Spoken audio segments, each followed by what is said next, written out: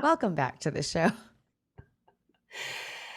I love that people love that we start our podcast laughing, and then they can know it's us. Like, is this Gwen and Dana? Oh, I hear chuckling. It must be them. Yeah. There was a sequence of episodes for you and I where I think it was our last kind of sequence. It was like, and where we just came in hot because we were pissed about stuff. Oh yeah. And so either Dana and I come in like hot or we're laughing. I guess, you know, those are both good. Dana and I are laughing because today, I mean, we're gonna talk about closing loops and like, you know, when loops are open, how you got to close them. And Dana, right before we really hit the record button, Dana said, "Because you and I know nothing about that." As you're talking, I'm seeing like everybody kind of knows now if you have like a smartwatch or smartphone, the exercise those little loops, right? That's kind of where that comes from, which I so appreciate because all these years it was just it was labeled like obsessive, right? Yeah. Or I have to, you know, and now it's like everybody's doing that because they got to close their loops, or you know, it's sort of as like I had to turn notifications off on my phone for things like Facebook and that because that little red circle with a number in it that says the notifications. Yeah, it drives me crazy. Me too. And it's that same sort of thing. Like I need to have a completion thing. So you and I have kind of talked about this, but in terms of the attention piece, like I feel like I can't move on to something else when there's a loop open. And so I think that gets mislabeled. I think it's been misunderstood a little bit all these years as that we have difficulty with shifts. We have difficulty changing tasks. Or I'm not getting the transitions, maybe like transitions would be like a way to say that, or you're just you're so rigid or obsessive or you know, like that. Yeah. Yeah. So that there can certainly be transitions because that involves a bunch of other stuff like change and scenery and all that other kind of stuff. But this really sort of came into my mind the other day when I was, people that follow us a lot know that I do data tracking for the teaching program that I work in. And so it's a time of year where I'm crunching a lot of numbers for our annual review of ourselves in the fall. And I had one thing that I was trying to, sort of felt like I had I can't juggle, but if I did, there was like 3 balls in the air. And I felt like it was dinner time. And I felt like if I didn't get at least this one done, I knew that during dinner, I'd be like the whole time, you know, kind of spazzing out. Right. So and luckily my wife has the same thing. I said, I just need to finish this one thing. And we've said that to each other enough now. She's like, oh yeah, go ahead. You know, she says, I'll take the dog out, just get it done. And the idea, and then once I got it done, it's not like I didn't have a bunch of other stuff to still do. I still do. I'm still working on it. But like that one part of it, my brain didn't feel satiated, or I would worry about the thing that wasn't done. Right. And to me, it's different than an obsessive sort of thing. To me, an obsessive sort of thing is like almost it's a thought that comes in my mind that I can't control and it's got a hold of me. This is more of like a task that the enormity of it isn't done. And you'll hear people with ADHD talk about task completion and procrastination because they hate that feeling of having something undone, and they want to plan a long period of time where they can really get into it. And then before they know it, the paper's due and they haven't enough time. And now they're up all night writing the paper. And I, as the person reading it, can totally tell. Right? So there is this feeling of needing to do that. You and I have been on the air before where I could tell there was like something on your thumb or something. And I said, did you take care of that? Just do it really quick. Just do it. Yeah. And I love that my wife understands that. I've talked about her a lot on here. She's not autistic or ADHD, but has some neurodivergent sensory stuff. Like this morning, the routine is we get up, she takes the dog out in the morning. Our dog is also litter trained. So I actually got up a few minutes earlier than her to do what I need to do before this today. And the dog doesn't usually use a litter box in the morning, but she ran in there, used it. It's like, okay, great. I said, so you don't have to take her out. And then even the dog was looking at us like, what the hell is happening? Like, you can't feed me or brush me right now. I haven't been outside. Like the routine or the loop wasn't the same. So there's a little bit of a routine piece in there, but it was more like, and then my wife just said, I just have to take her outside. And I was like, sweet. So, and then she went again. So it was worth it. But that sense of like, having a frayed edge or something that's undone and it kind of hijacking your brain. And when I posted about this on TikTok, a lot of your followers said things like, yeah, and I don't even have to get everything done. I just need to get this one little piece that is almost like my bookmark of it done, like putting a Post-it on it in your brain. And then I can let it go for now and then I can come back. And I don't know if non-neurodivergent people do that a lot. I think it is a lot of the shifting mindset. What if you've got a kid or someone in the middle of something? I could say, I want to get this done because it's going to bug me. What does a 4-year-old do? They just have a fit, right? And start crying or get quote difficult. That sense of wanting to have it done. And it does feel like it's a little bit of a layer different than obsessiveness to me. It feels like something different. I don't know if you agree.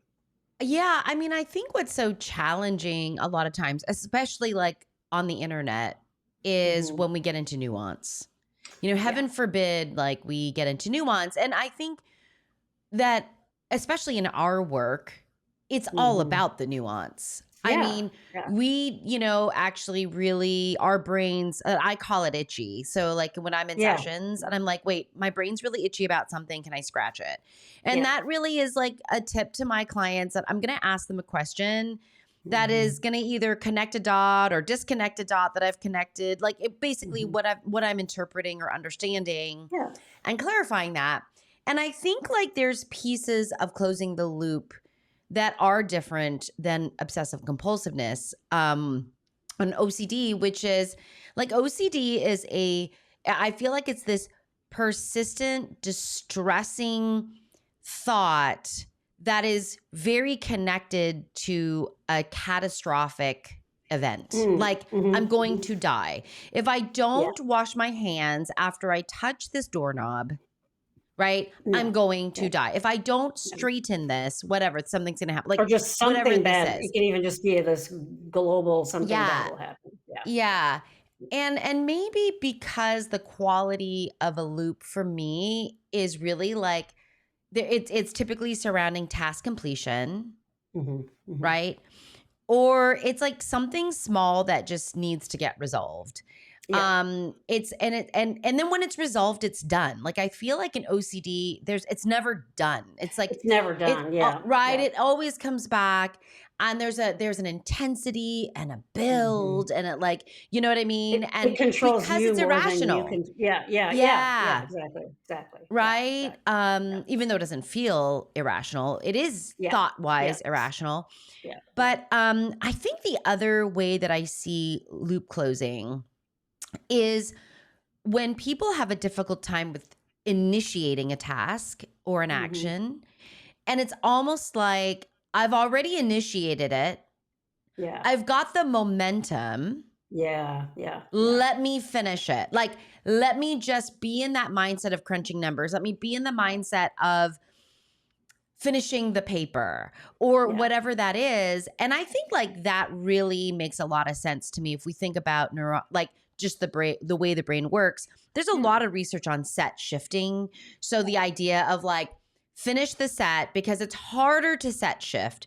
So you typically want to chunk and lump your like activities together before you shift to another. And we just know this like in ADHD, right? Every time we ask someone to set shift, it gets harder and harder and harder. So So I think there's that piece of let me finish because it was hard to finish, to start in the first place. And the other is like I got, like you said, the momentum. I'm in a groove. And the other is if I don't do this now, I'm going to forget. That I think is huge because that's was certainly the case for me with the data thing. And as you were talking, I was thinking about a related thing where like in conversations, we get a bad rap about that reciprocity thing, which is part of, I don't necessarily pick up the cues.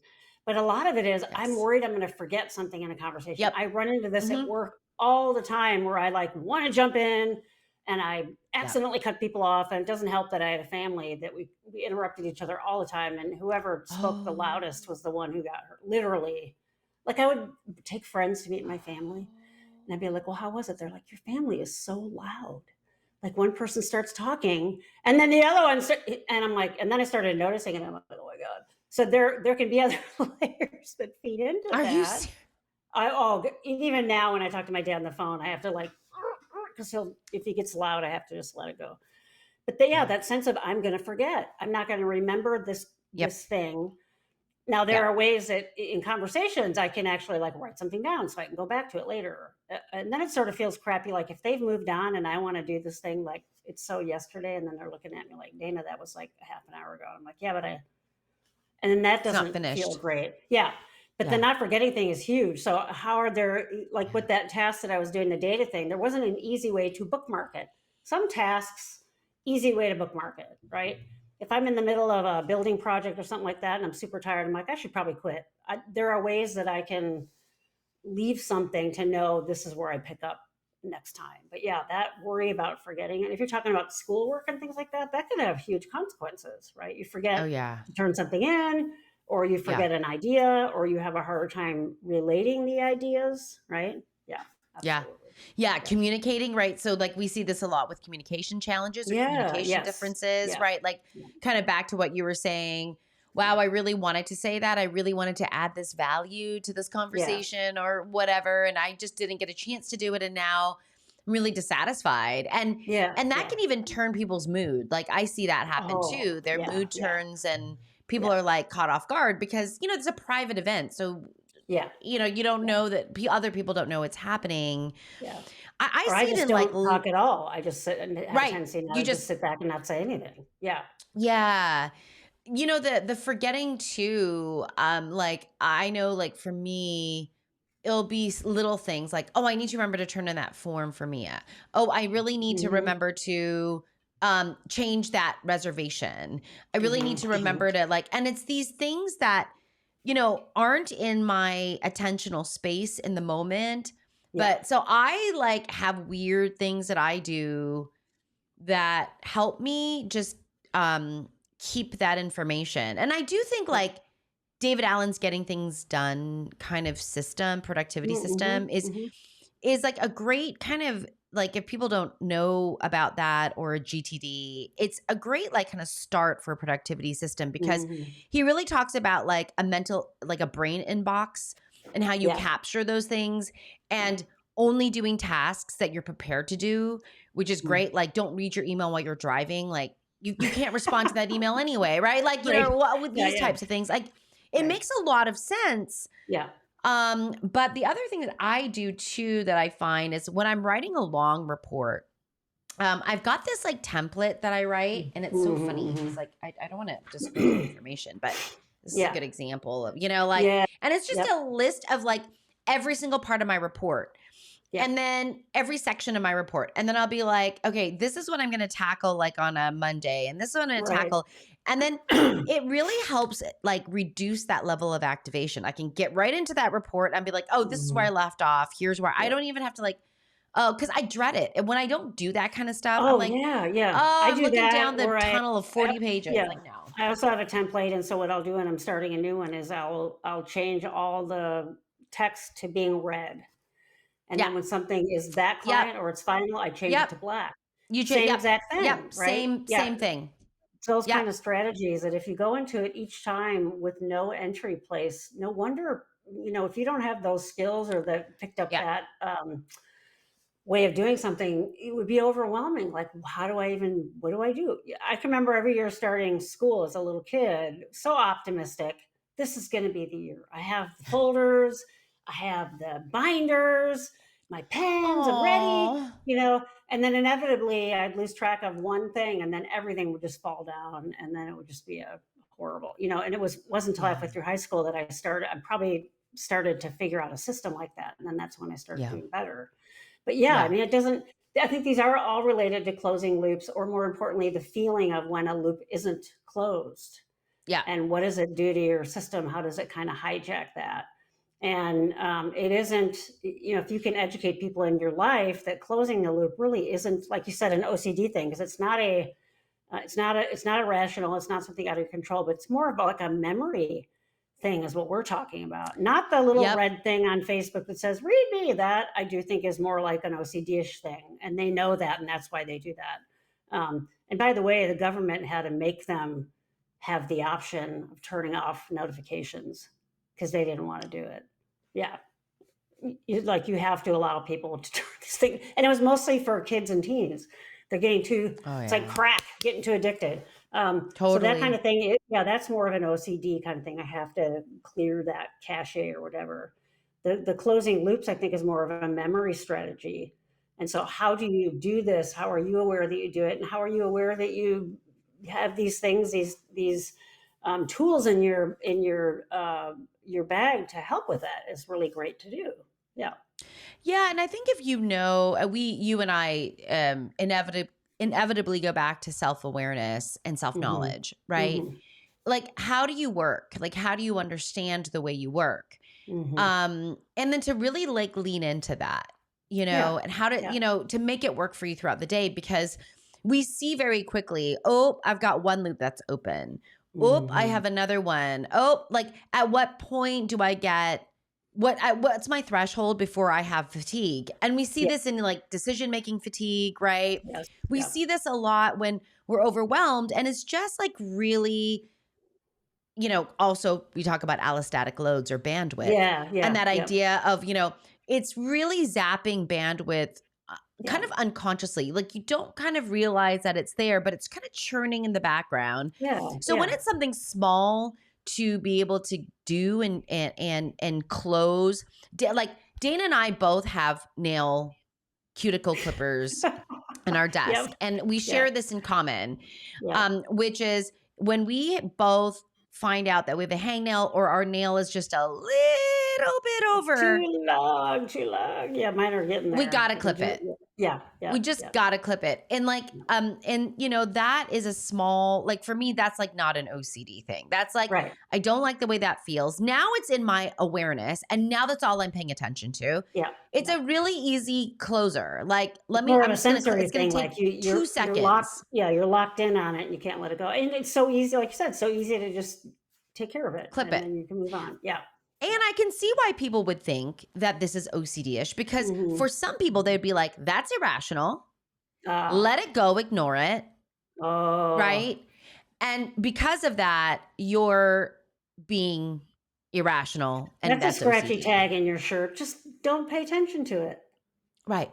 That's a smell you can't let go of. Just don't. I mean, that sounds like ABA therapy to me, right? Don't pay attention to that. Just let it go. Right. Yeah. That's not normal. That's what you mean. Like it's not normal, right? It's not normal behavior to have to cut your tags out or have to clip your cuticle, or the fact that, like I have just barely enough white on my fingernails right now. We're right at the cusp, whatever that could be. Right there, see it. Get in front of the camera. It's just a little bit. Right. White. Yeah. You're right, Dana. You're like, that one's on the cusp. Like, whatever.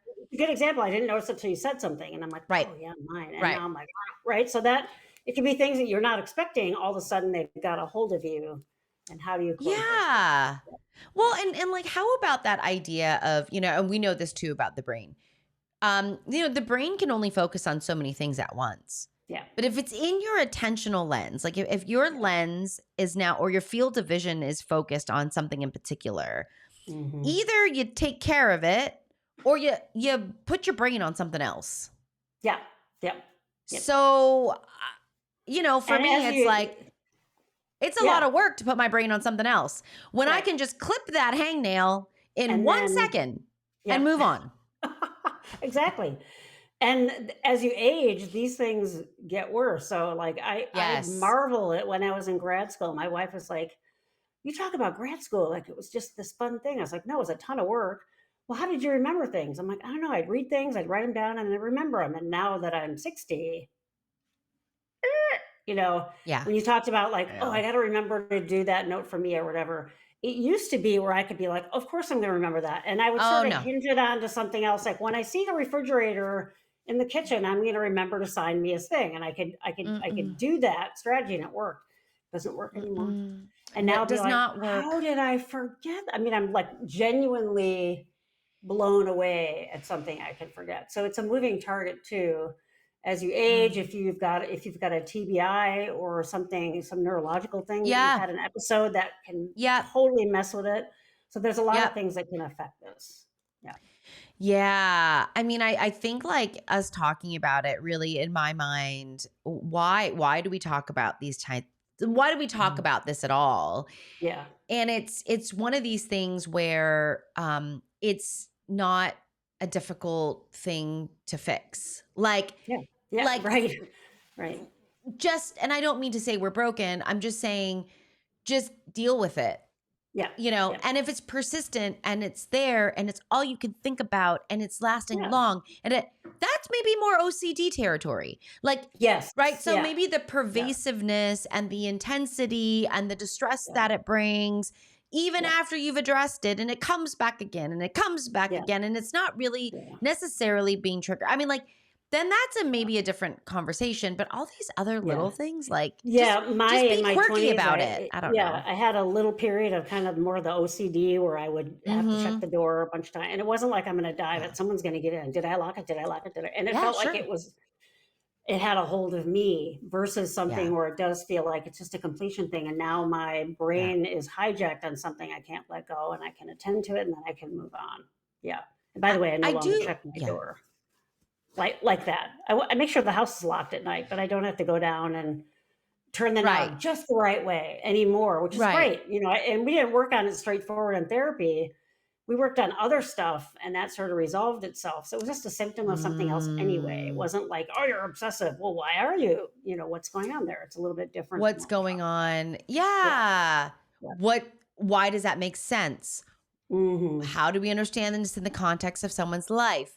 Yeah. These are also the questions. Again, as we always answer every question as it depends. It's Is it our degree OCD? is Well, not in psychology. It's it in it depends. depends. Could It be, depends. maybe. Yep. Maybe, right? Yeah, Hmm. and maybe the other thing with OCD is like there feels like there's a clear and present danger. Like it's Yeah. threatening. Yeah. There's like that kind of feel Yeah. versus irritation. Like I Yeah. just gotta Yeah. clip this. I gotta, Yeah. If I couldn't have done that thing with work, the spreadsheet thing right then, like if our house is burning right. down, of course I'm gonna leave. But OCD would be like, no, I have to finish this I know. now. Yeah, How yeah. many people have gotten into have hurt themselves because of that like Oh, I'm that's not sure. an I'm sure. exaggeration. No, it's not. No. Oh, No. Dana, I had someone sit in a burning apartment because they had Oh, to finish something. oh. Yeah, that Yes. really drives home the difference between the two. Yeah. Oh. Yes. So it And really does. It and makes your life difficult and hard, and it really does have a hold of you versus you're just trying to task complete. yes. Yeah. Yeah, you Oh, are enslaved to it yeah. at Yeah. another kind of level and we get that there are different also intensities of OCD as well. Yeah. Like Yeah. we Yeah. know Yep. so we get that but for all of those things that are just kind of quirky for you Mhm. that Mhm. you can just kind of quickly manage. Yeah. Yeah. Yeah. Like now with my memory, I'm sure that I'm like, "Ooh, that's an idea for a meme." Of course, I'm going to remember it because it's such a big part of what's happening right now. Yeah. And then 4 or 5 hours, I'm like, "What was it again?" Oh my So gosh. I have now. Okay. Yeah, you and I have done that with the topics, right? So now I know myself well enough now that I get out my phone and I have the little notes and I write a note because I'm like, I will not remember. And then inevitably I read the note and I'm like, oh yeah, I totally forgot that. So that's had to be something new that I picked up with forgetting those things. So that will change over your lifetime too. But that's kind of like a loop. Yeah. You're laughing. Ask if if if our if the Marvels asked us, our community asked us, how many times do Dana and I say, "Oh my god, we got to talk about this." Oh yeah, Yeah. yeah, it's so great. Yeah, yeah. Minutes later, we're like, "Wait, what was that?" Did you write that down, Dana? Dana now, like when we're talking, Dana collects, like she's like our idea inbox, and she just like will immediately write it down because what happens, we forget. Yeah, we taped a whole sequence of episodes and didn't talk about anything we planned to talk about. That's true. We clearly weren't needing to close those rings that we had written down before. We were needing to close the new rings. Yeah. Oh God. Yeah. Yeah. So at least Dana and I can just be nutty together. Yeah, exactly. Yeah. It's just us. It's just us and three people in our audience. We can name them. I can name them all by, you know who you are. We have more people in our audience. We just people that leave comments. We know who you are. Yes. Because we love hearing from you. I have a lot of students that listen to this that I think would probably be afraid to leave a comment because I know it was them. But it's okay. You can leave a comment. And Dana and I are no strangers. We don't love, like, I mean, we're no strangers to differing opinions and feedback. And actually, I mean, I think that really does promote us to, or prompt us to think in things in a different way. And again, capture more nuance, because I think that's actually the challenge is capturing the nuance. Yeah. So, all right, everyone. Well, be good to you today. Close those loops. Close them. Until you figure out that it's not a loop.